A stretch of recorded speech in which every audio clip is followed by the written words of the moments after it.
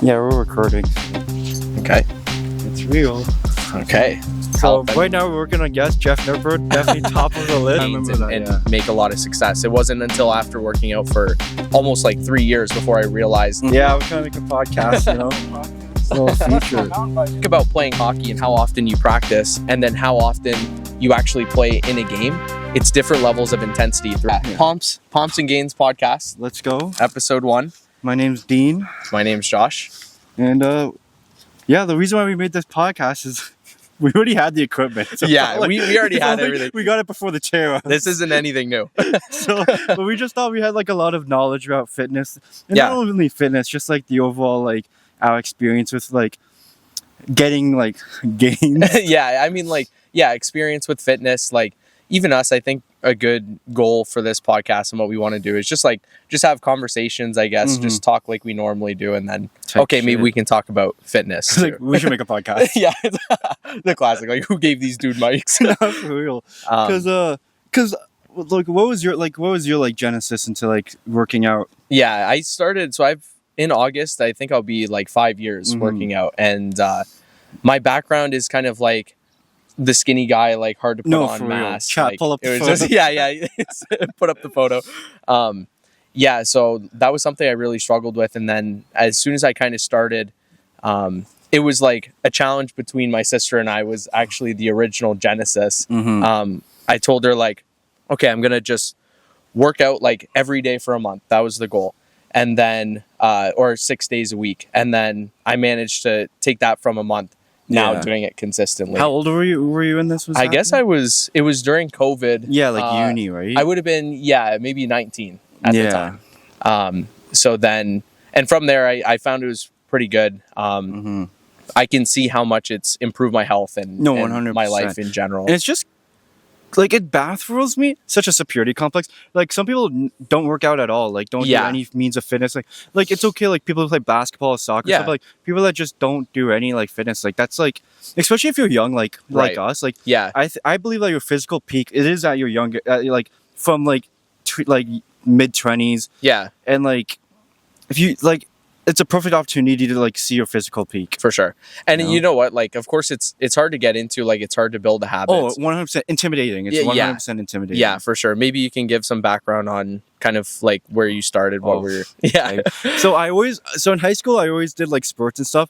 So when I was like, oh, if I'm going to uni, I can finally go to the gym. Yeah. Because like, it's like, especially within universities, it's so accessible because it's only like Yeah. walking distance. Yep. But I was like so intimidated. I didn't want to go. Then shout out Michael. Michael was the first one. He's like, hey, if you shout want to out. go, I can take you. Yeah. And it was like the beginning. It was the week before Hoko. Yeah. Like, oh, I remember like I got so much serotonin after leaving Yeah. the gym. So after that, I started going to gym like every other day. I'd always go to gym for like an hour and a half, 2 hours. Yeah. But the thing is with me, like I'd go to the gym consistently, but looking back, I wasn't working out efficiently or like Right. optimally. Right. Because I wasn't like, I was hitting everything in one day. Yeah. Yeah, Like, exactly. every- Yeah, you just do it. All body day. Yeah, everything. Like people would ask you, it's like whatever was available, man. Yeah. No, exactly. And, And eating right too. I was not eating right as well. I mean, it's difficult in school as well. And these are all like pieces that are hard to string together. 100%. And especially when you're starting, like, even for myself, I thought I had to work out all the time to get, Yeah. you can only do, 2 to 3 days Exactly. and see the exact same amount of progress. So it's kind of crazy. Like once you figure out a couple things in the gym, what to do, what's important, then it becomes a lot easier to go. Yeah, like especially if you don't have like, well, obviously TikTok is such a good asset sure, because like for sure. if I want, like shout out JPG Fitness. Yeah, like, is that yeah. it? You Is that coaching. it? Yeah, The JPG coaching. another shout out Filipino. Yeah. But like, yeah, like, because if I didn't have TikTok and realize like, oh, certain muscle groups to hit, like, triceps are the big fills the most, most of your arm. Yep. Then it's like, but that's why we're trying to be like the bigger Yeah. brother, trying to help Yeah. them out. I think we make a good middleman. Like, Yeah, I know. we consume a lot of like fitness information. Like me personally, Exactly. I love listening to like a lot of fitness podcasts. Like that's like something I really enjoy. So I think that we can take it from that kind of top level of people like talking about it, breaking down the science, like all the stuff that we don't really understand, and take it to where we can just talk about it. Exactly. And just like, especially this is perfect if you're going on a drive, just like, Yeah. it's like it's like you're here with us. You know? Yeah, exactly. Yeah, you're outside with us. Then we put a paywall on this, then we make money. and then, right? yeah, that's exactly how it goes. Money's changing up. Just wait. But yeah, just like my first year of uni, I was working out, but like although I saw gains in the amount of time I put in, I could have worked out more efficiently. It could have got more gains in the time. I was like at the gym for like an hour and a half because I was just hitting like legs. And exactly. Triceps. Yeah, and like not even doing it right. And another thing, when I talk to anybody starting off at the gym, it's so intimidating seeing these machines and not doing it. I remember I never did hack squat till like recently because I was like, I don't even know how to do it. Or pendulum squats. Yeah. So I was like, I'm a machine princess, and I still am low key though. I mean, I remember that though. Like, it is really difficult when you start. Like, first of all, there's a lot of people there. Oh, exactly. And then you're nervous about who you might see, and of course, like if you're going to the gym for the first time, you're worried about how you look doing the exercises and everything like that. So, it's kind of tough to get into it and learn about the machines too. Like, one of the ways, of course, like everyone else, is you kind of hope someone does it before you. Watch them lay out. Just watch them. It's like, oh, okay, that's how you use that. Because it's really difficult to, like, they have the images and stuff beside it, but like sometimes it's still hard to know exactly like what machine hits what's important, what you should be doing. Like if you're starting, like I was doing push pull legs, which is the classic split. And again, it's just once you kind of figure out what's important, then it becomes a lot easier. And another thing, I remember every time I worked out, I was going 100%. Yeah, like every time. Then like gradually, the more like I was starting working out, it's like, no, you got to do a lot of zone 2 training. Yeah. Because if you keep maxing out everything, like it's actually hindering your gains. For sure. Yeah. I kind of cooked myself. I mean, that was me too. Like, you get this big, because you see on social media a lot, it's always like train till failure. Go until you can't keep going. Like David Goggins mentality. Exactly, which is good in a sense of like trying to, get into that mindset 100%. And not, being able to overcome barriers. But it's interesting because when it comes to the gym, you don't necessarily need to give that full 110% every single time. Like, you can still hit effective workouts without maxing out every time. Especially like, because right now I can do 225 one rep. We'll talk about this on another episode if there's another episode. But like 225 is so inflated now. Like that used to be such a good stat. But like no, I remember like I hit it once and you told me it's like spam like 185, 205 a couple times because you like consistently try to hit. Oh, we got company. Gosh, no, we actually have. I gotta move out of the way. Oh, I'm sorry. No, you're good, man. Go ahead. Yeah, we're trying to make a podcast, little feature. Oh, why not? Yo, sponsor us truck. Little feature, first feature of the podcast. There we go. Yeah, hey, that's what happens when we're outside and but like trying to hit 225, like you said, it's like if I hit it once, so now like I'm not trying to hit it every time I hit bench. I'm trying to hit 185, 205. Yeah, it's important to kind of like, especially when you're going for 1 reps, like it's kind of interesting because I'm training with a lot of powerlifters right now, and one of the good references is, if you think about playing hockey and how often you practice and then how often you actually play in a game, it's different levels of intensity throughout the week. So like the game is when you're like really performing, you're at 110%, but all your other practices, you're not giving it the exact same amount of effort every single 100%. time. So if you're kind of trying to push that 1 rep max, it's not necessarily that you have to keep trying it like every single week you're going in. You're going to burn yourself out. Yeah, you're going to like injure, proning yourself to injury prone. Exactly. Because like athletes, every time they're at practice, they're not going 100%. They're like going 80%, 60%. Because like if you go 100% every day, that's like ruining your body. Yeah, it's like practice too. Like you want to be able to do it consistently and do it for a long time. So it's important to, if you're trying to hit like a specific number, not to just aim for that and do it every single time. Like you kind of break it down. It's like, okay, especially for the bench press, it's like, how do I get good at the movement? What do I need to know? And then it's more of like practicing the technique more than just trying to put getting on comfortable with like benching, because I really just started benching this year. Right. So I'm like trying to like do a lot of like low weight, so I can get comfortable with repping it out. Yeah. And also like I'm not just to increase my bench. I'm not just trying to do bench. I'm trying to do other like chest workouts as well. Yeah, exactly. So there's kind of like a span of things to it. Like you can like benching will help you bench more as well. But it's important to still do like, it depends on your goals and what you're trying to accomplish as well. That'll piece into it. But so breaking it down, doing like lower weights and trying to do it more often. Helps quite a bit. And stretching. I feel like a lot of people, like stretching is the bread and butter. Like you gotta stretch before, you gotta stretch after, dynamic stretching.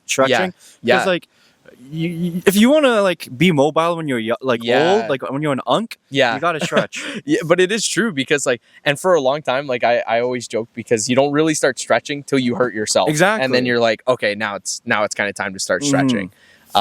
Like especially for your big lifts, like especially squats. Like for myself, if I don't stretch before squats, then especially your lower back. Yeah, the lower back, I feel it. So yeah, that's one of the hardest things. Yeah, like properly warming up, like because like one thing I realized in like track and field especially, like because I'm kind of like I know a friend that does track, like if you want to see the best results, you got to warm up your body properly, for sure, especially if it's like fast twitch or anything, because if you're just like doing like a half-ass workout, like warm up, your muscles aren't like ready for it or not properly like warmed up for the like the task at hand. And one thing I find too is it's kind of like everyone's got a routine. Like if you look at, a lot of pro players, like, golf is a good example. Like everyone has certain thoughts before going into like a swing, for example. So it's the same with like lifting and exercising, like putting your headphones in. It already kind of puts you in a mindset that like, okay, I'm going to work out today. Like getting in a flow with the stretching routine, even if it's the same one every time, already gets you in the thought of like, okay, I'm going to do this thing. Like it's getting you in the mindset, ready to lift. Yeah. Versus just kind of just jumping into it. Your body's cold. Especially if you're feeling a lot of pain while you're doing exercises and afterwards, that's a good sign that you need to warm up a little more. Yeah.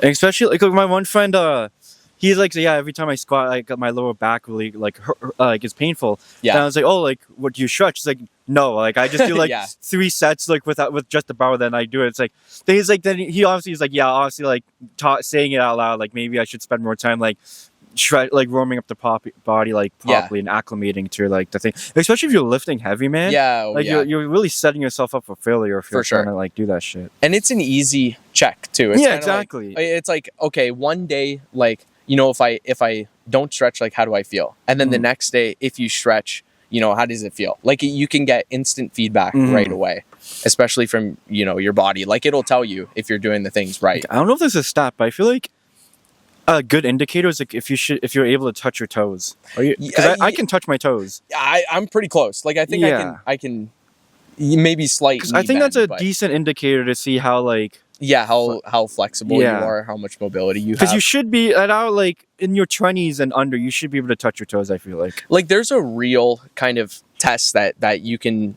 do, and like if you work with a personal trainer, you'll probably see them do like certain assessments as well to see how you can move. One of the best ways is just kind of like either record or look at your squat. Like if you do a squat and there are certain tells that you can see if, okay, I have, a lot of difficulties with like hip mobility, ankle mobility, like there are specific things that you do in a squat that'll tell you that. So there are a lot of other assessments as well, but again, like it's personal trainers know this, and I mean you can kind of look it up and see for yourself on the internet. And ChatGPT, man, ChatGPT that changes the game. Like ChatGPT, make my workout split. I see like. I haven't tried doing that, but I really wonder how accurate it would be with ChatGPT is like low key sick. And it is like what an era we live in with like AI. I know. Making a podcast. Damn it! He's right. That's it. Chat, we'll turn off the camera. We're cooked. Yeah, so no, chat definitely helps. I haven't used it specifically for like creating exercise. Yeah. Or sometimes I ask like, what's the best way to like, if I'm trying to bench 25, like what other stuff I should do? Yeah. But usually I do it for like work stuff. Yeah, like, I mean, a really good tip that I've heard is, especially if you're trying to track like food and calories, you can actually like diet put in like, hey, I want to make like this recipe off Instagram, so you can like copy the recipe and then put it into chat and say like, okay, what is the what a time the to be alive, breakdown. Man. I know it is actually crazy. But going back to the gym thing, but especially like with intimidating and everything's intimidating. Like if you can find a friend that can bring you to the gym, like let it happen, man, because it'll change your life. Because like I feel like anybody that's ever like. It changes your mindset, man. Like, especially you start feeling better about yourself. Yeah. Or you develop body dysmorphia. It's like but I mean, like, you are right, though. Like, bringing a friend helps significantly. 100%. Like, it helps even more if it's someone who's, like, done it before. A little bit more well like experienced. Like a big brother type. Exactly. Like they don't have to be like the best, but if they have some experience and you don't, it really helps. And even for like motivation, you can tie your habits together. 100%. Like, you know, you're both going. And it's just something to do, especially if you're friends. Like, to hang out. Like me and my one friend, we hang out like because he's like we're working and stuff. Like, but like at least when you go to the gym, you make time for each other to like just chop it up. You know, you get to talk and stuff, and you're also working out. So it's like dual purpose. Yeah, it's like a good social environment too. Like, of course, sometimes you get caught in between sets, like talking you're just for a while, catching up and stuff. It's really just like it's also good to, you know, take that time and be with like friends as well while doing it. It's like an activity. Rest too. Like I remember when I was working out, I thought like my heart rate has to be like a 160 the whole time. Yeah. But now like especially like talking to you and Mem, we're like, no, like you gotta take like at least 3 minutes to like cool down for you to get like, because your next rep is not gonna be good if you're like still like it's tweaking. Tough. Like it again, it depends on your goal specifically. Like if you're aiming for more muscle building, then it does help to take longer rests. And you can even see like, you know, do curls for a little bit and then try to do a superset, and already like your set afterwards, you're feeling it. Like you're not able to lift as much weight. So it's kind of good to take that rest so then you can lift more weight. Exactly. And kind of get like some a Pomodoro? Is that like Pomodoro is a different kind of like take a break or something. It's related to like more like studying and focus. But I would say on average, like if you're trying to focus and build muscle, then I would say like above a minute 30 is probably where you'd start. Yeah. Like take at least like at a minimum a minute 30 rest in between your sets. For like compound lifts, then you want to be around like 3 to 5 minutes. That seems to be kind of the sweet spot. Because it's hard to keep going too. And like that's another misconception in the fitness industry, is that you have to be, you know, like we touched on earlier, like you have to always be at a high heart rate. Yeah, like go, which is like, it's capped. Which can sometimes be like counterintuitive. You could just want to like, if your goal is again to build muscle, lose fat, then longer rest times really work in your benefit. And cardio too, to lose fat. Like doing a little bit of cardio is okay, but this is where it kind of gets interesting, because there's kind of a spectrum for it. Like if you're trying to build muscle at the highest level, then you want to do the least amount of cardio, because it could send kind of like an opposing signal in a sense. Like you're trying to tell your body like build muscle. But then when you're doing cardio, it's kind of like, okay, you know, we're trying to like get mass off of our body. We're trying to burn calories.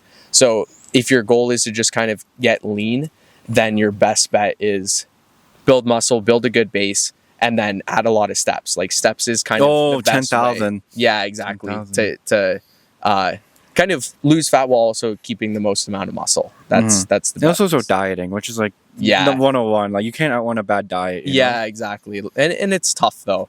100%, man. Like, yeah, exactly. Like I think for myself personally, I just try to be 80% accurate.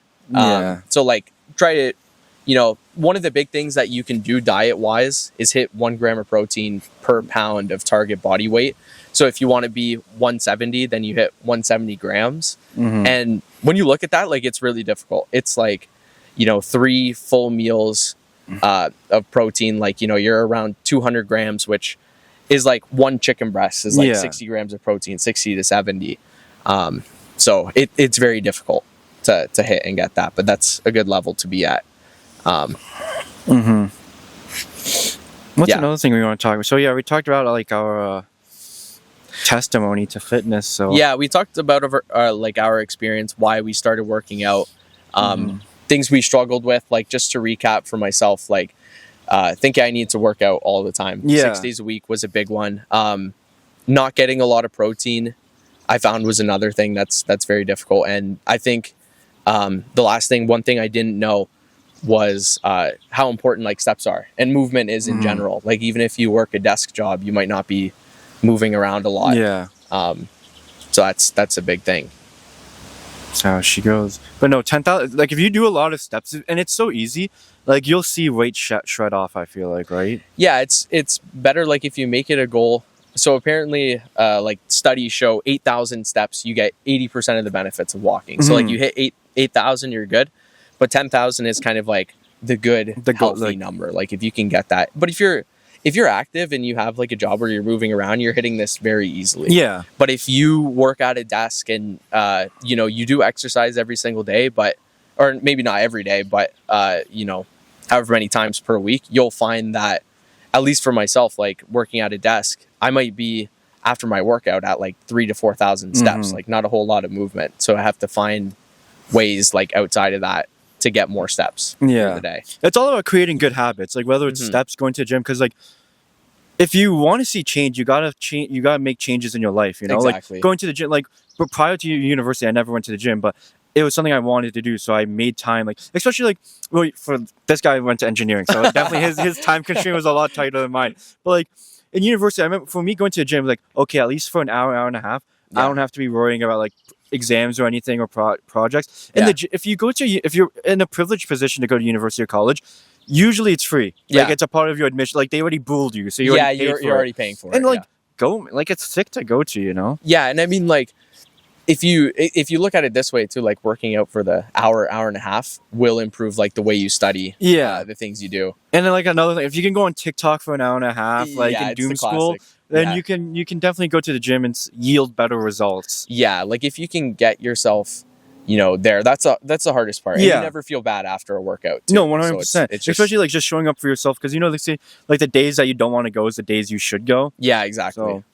So it's more about like start small. How do you build that habit? I mean, I think like getting a good base. Yeah, exactly. Like if you realize kind of like no matter what, if you're a beginner just starting out and you're thinking about, okay, what can I do to like at least get going in the gym?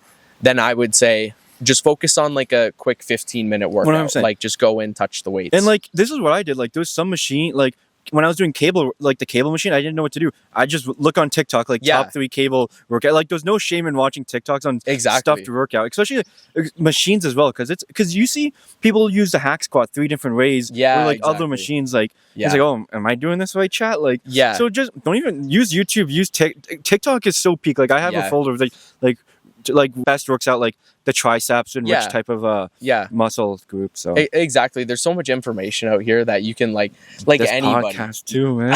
I know this is one of the ways. As far as like workout programming, like you can find all of this online chat now too. Like for real, you can build a workout program pretty easily. So it's really just a matter of like it's kind of figure out like what can you do kind of quickly, like in that 15 minutes, like what do you think is you go in, you hit this thing and you can leave, and no matter what you're going to be sore, like you're just going on the treadmill for 15, you know. Exactly, like just about, you know, getting your gym clothes on, getting in there and kind of trying to repeat that as much as possible. And just momentum is everything, you know. And building it up. But okay, I think we covered episode 1 in the books. We got 2 features. One guy was chill, the other guy called us losers. But I mean, we got a fan base. Exactly. So if you're listening to the Pomps, then you're already on the right track to being to getting stronger and improving your health. Right now we're working on guest Jeff Nipper, definitely top of the list. Any other Joey Swole, Canadian fitness influencers in the area? Let us know. We'll get you on the pod. So keep an eye out. Who knows? Maybe you guys won't even see this. It might go straight in the vault. So okay. So all right. Well, thanks for listening. Yeah. Bet. And that's it. Now we do episode 2. I was feeling good about that one. That was pretty good.